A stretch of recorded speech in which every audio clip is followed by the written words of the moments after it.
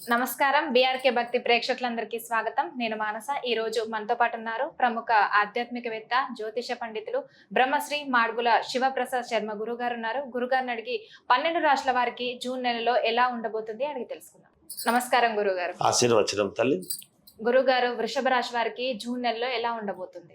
వృషభ రాశి వారికి ఈ జూన్ నెల అంతా కూడా ఎలా ఉండబోతుంది అని ఒక్కసారి గనక మనం చూసినట్టయితే మిశ్రమ ఫలితాలు గోచరిస్తున్నప్పటికీ కొంతవరకు అనుకూలతలు ఉన్నాయని చెప్పవచ్చు. గృహమున శుభకార్యాలు అనేటువంటివి చేయటానికి కావాల్సినటువంటి నిర్ణయాలు తీసుకుంటారు. అలాగే దూరపు బంధువుల యొక్క ఆగమనం అనేటువంటిది రావడం జరుగుతుంది. తద్వారా ఆనందముగా కుటుంబ సభ్యులందరూ కలిసి సంతోషముగా గడపడం జరుగుతుంది. కొంత ధనము ఖర్చు కావటము కూడా ఉంటుంది. అనూహ్యముగా ఖర్చు కావటం అనేటువంటిది ఉంటుంది గాక. అయితే ఆదాయ మార్గాలు కొంచెము బాగా పెరుగుతాయి. ఈ మాసంలో వీళ్ళు ఎక్కడెక్కడ ఆదాయము ఏమిటి, ఆదాయం ఎలా వస్తే బాగుంటుంది, ఇలా చేసుకుంటే మనకి ఇంకో 10 రూపాయలు ఎక్కువ వస్తుంది కదా అని దానికి సంబంధించినటువంటి నిర్ణయాలు తీసుకొని దానికి అనుకూలముగా అడుగులు వేయటం అనేది జరుగుతుంది గాక. అలాగే ఉద్యోగము ఉన్నతికి చేసేటువంటి ప్రయత్నాలు కొంతవరకు అనుకూలిస్తాయి. ఉద్యోగ ఉన్నతి, ఉద్యోగం కావాలి అనుకునేటువంటి వాళ్ళు ప్రయత్నాలు చేసినా, లేదా ఆల్రెడీ ఉద్యోగాలు చేస్తూ ఉండేటువంటి వాళ్లకు ప్రమోషన్ల కోసం ఏదైనా ప్రయత్నం చేసినా కొంతవరకు సఫలీకృతులు అవుతారు. అంటే వీళ్ళు ఏదో అడిగితే అది కాదులేవయ్యా, ఇగో ఈసారి దీంతో సరిదిద్దుకో అని చెప్పడము ఏదో జరుగుతుంది. అలా ఏదైనా వీళ్ళకి ఆ ప్రయత్నాలు కొంతవరకు అయితే అనుకూలించి మేలు జరిగేటువంటి పరిస్థితి ఉన్నది. వృత్తి వ్యాపారాలు అన్నీ కూడా లాభసాటిగానే సాగుతాయి. అవును, వృత్తి చేసుకునేటువంటి వాళ్ళు, చేతి వృత్తుల వాళ్లకు కానీ, మరి ఈ వ్యాపారం చేసుకునేటువంటి వాళ్లకు, వీళ్ళందరికీ కూడా కొంచెం లాభసాటిగా లాభదాయకముగా ఉండబోతూ ఉన్నది. అన్ని రంగాల వారికి అనుకూలతలు బాగా పెరిగే అవకాశం ఉంది. ఏ రంగములో ఉండేటువంటి వాళ్ళకైనా వృషభ రాశి వాళ్లకు కొంచెం అనుకూలతలు పెరుగుతాయి. అట్లాగే స్థిరాస్తి కొనుగోలు ప్రయత్నాలు చేస్తారు. స్థిరాస్తులకు సంబంధించి ఏదైనా ఇల్లు కొనటము, లేకపోతే స్థలం కొనటము, లేదా పొలం కొనటము, ఈ స్థిరమైనటువంటి ఆస్తులు కొనడానికి ప్రయత్నాలు చేస్తారు. కొంచెం వేగముగా చేసేటువంటి ఆలోచనలు చేస్తారు. తొందరగా కావాలి అనేటువంటి తపన, ఆందోళన ఉంటుంది. ఎలాగైనా తీసుకోవాలనేటువంటి ప్రయత్నం ఉంటుంది.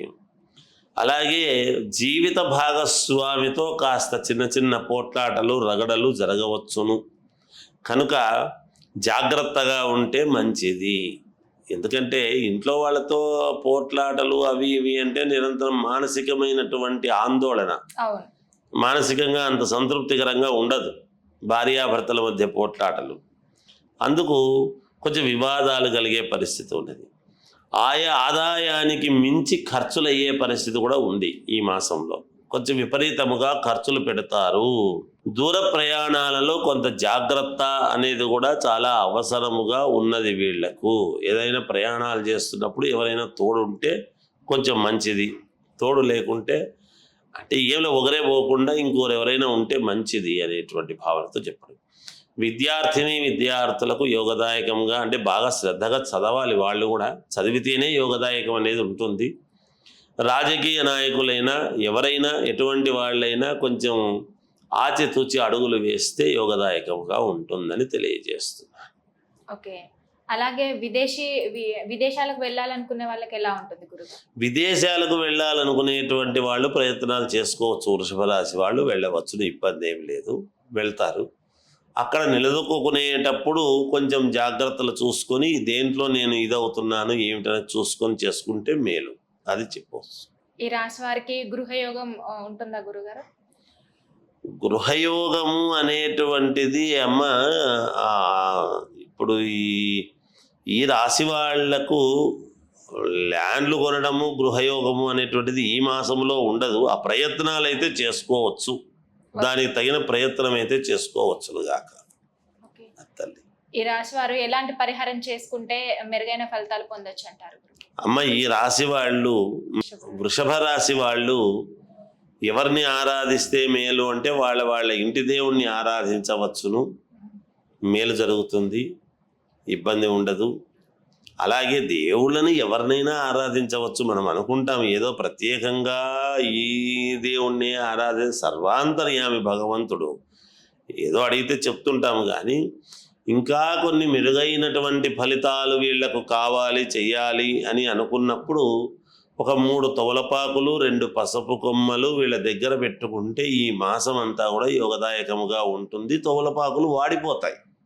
అవును. అందుకని ఏం చేయాలంటే వీళ్ళు ఎక్కువ శాతము శనివారము తొమలపాకులు మార్చుకుంటే మంచిది, వీళ్ళ దగ్గర పెట్టుకుంటే మంచిది. పసుపు కొమ్మలేం మార్చక్కర్లేదు, తొమలపాకులు మాత్రం మార్చి ఆ మార్చిన ఆకులు ఒక దాంట్లో ఒక సీసాలోనో బాక్సులోనో వేసుకుంటే మంచిది. ఆ పని చేయడం మంచిదమ్మా.